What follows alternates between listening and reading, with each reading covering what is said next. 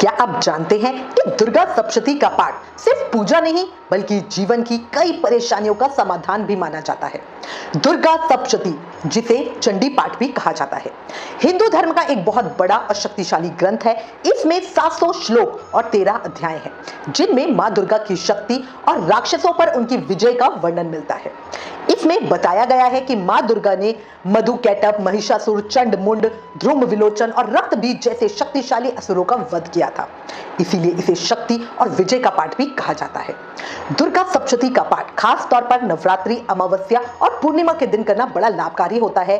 मान्यता है इसे श्रद्धा से पढ़ने से भय दूर होता है, सुख समृद्धि आती है और मन की इच्छाएं पूरी होती हैं।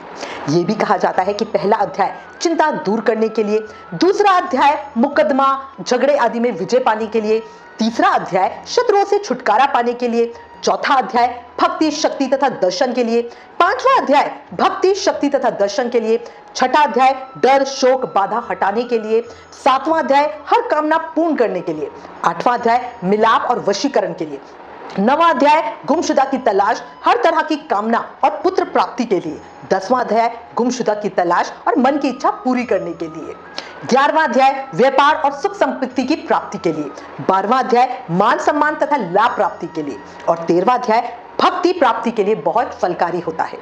याद रखें, जहां मां दुर्गा की सच्ची भक्ति होती है वहां संकट अपने आप दूर हो जाते हैं। अगर आप भी दुर्गा सप्तशती का पाठ करते हो तो कमेंट में एक जयकारा जरूर लगाइएगा। जय माता दी।